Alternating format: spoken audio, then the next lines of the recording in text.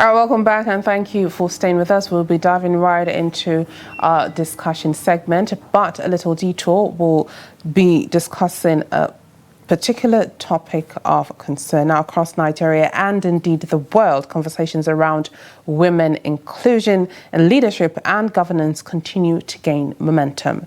From elective positions to boardrooms and policy-making tables, the call for greater female representation is growing louder. Yet, despite progress in some areas, women remain underrepresented in critical leadership roles, raising important questions about equality, capacity, opportunity, and the future of inclusive governance. Now, what are the barriers limiting women's participation in politics and decision-making? Are existing policies and affirmative action efforts enough? And what does true inclusion mean for national development, democracy, and good governance? Now, to help us unpack these issues and examine the realities on ground, we are joined by public affairs commentator Zainab Bowen. Thank you very much for joining us this morning. Good morning. Thank you for having me. Absolutely. Now, this particular issue is very, very important. Women inclusion in leadership and governance. We know that women are part of the society, and a lot of questions are raised when it comes to women not being fully included when it comes to running the affairs of the world, I would say. Now, what are the main barriers limiting women's participation in everything, especially when it comes to politics and decision-making in Nigeria? Yeah, first of all, I want to say thank you for having me here. It is a privilege to be here. Absolutely, thank you. And this topic is particularly very important to me personally because I see that women can do a lot better in policy making decisions because women are mothers, women have deep insight of how to nurture the young generation coming up to impact the nation as a whole. So when you have women in power, it is they bring from the deeper inside of them how they want to see whether the country is progressing or how can they plan to elevate the development of the country. And then we come to look at what are the barriers, the restriction. There's a lot of restriction in place because initially most women are not allowed into education. So looking back in the last maybe 50, 60 years, a lot of women, especially in the northern state, they are not allowed to go to school. They are given into marriage. So issue of education to impact their exposure is not there. So they are limited in that area. But now you look at it in the past maybe 20 years, I would say, a lot of young people have been educated and they are coming out as a voice and they want to bring their own voice into the policy making decision, which is very important because we know ourselves. Now I am a nurse by profession and I have studied extensively, and during my time, I'm both older than yourselves, and during my time when I was in school, my parents, my dad especially, wanted to give me a marriage immediately. All right, we'll have to go for a quick break at this point. We'll be right back. Make sure you stay with us.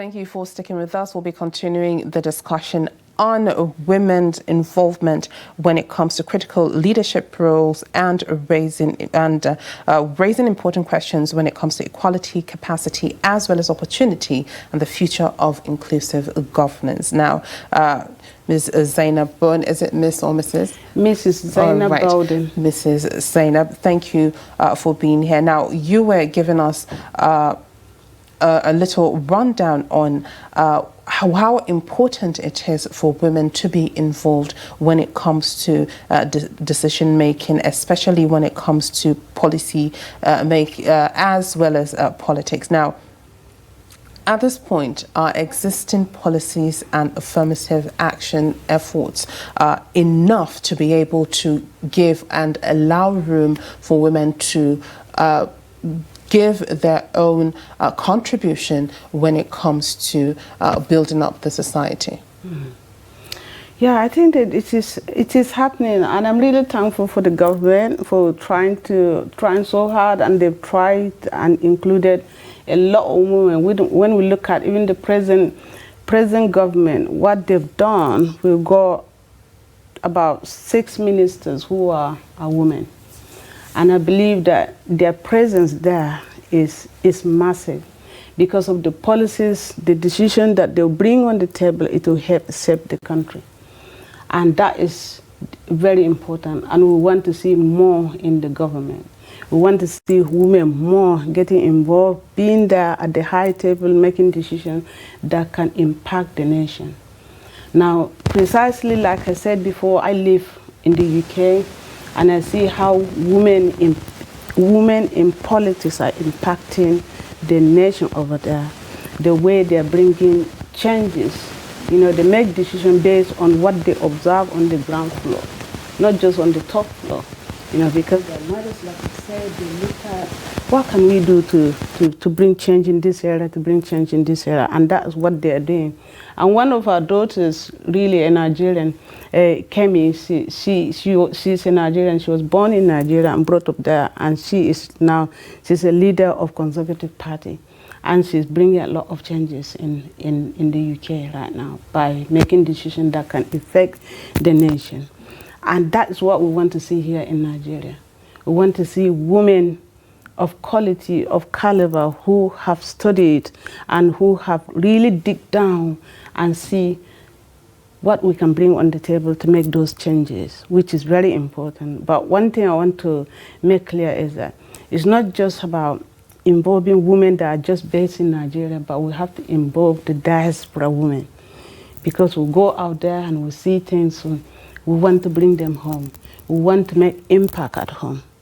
And there's this minister or chairman, Abeke. She's leading the diaspora community, and she's doing a lot to help people in the diaspora. All right, Mrs. Bowen, let's look at the societal and cultural barriers, limiting women from picking up these leadership roles and contributing their own quota to the success of our country, both in Nigeria and outside Nigeria. So to what extent do you think that cultural norms, family expectations, and also societal, societal stigma on women has on women to, take up those roles and want to be part of governance, leadership, and politics in Nigeria? In Nigeria, I would say the restriction in regard to cultural norms is basically, like I was trying to say earlier before, is the restriction on women not to allow women to go into education. That is the most #1 restriction that is stopping young people coming into politics, trying to explore politics. Because there's restriction that women are best in the kitchen. And these days, it's not like that anymore. We know our right, we're educated, we want to impact the world, we want to impact Nigeria and bring dynamic changes in Nigeria. And that has to stop. Every family should allow their girls to go to school. And and see, because a woman, when you train, like I am trained, I am outside, but what I do in Nigeria, because I'm a woman, and I know what I will do in Nigeria to impact Nigeria, to change the norms, the belief that people have regarding restriction of women. If I was restricted, I wouldn't have been able to go and do what I'm doing. Now, I went to the UK study. I'm a law by profession, and I'm a lawyer by profession as well as a nurse. I started with nursing and midwifery, and now I'm a lawyer. I went there and studied, and I want to bring that change on the table.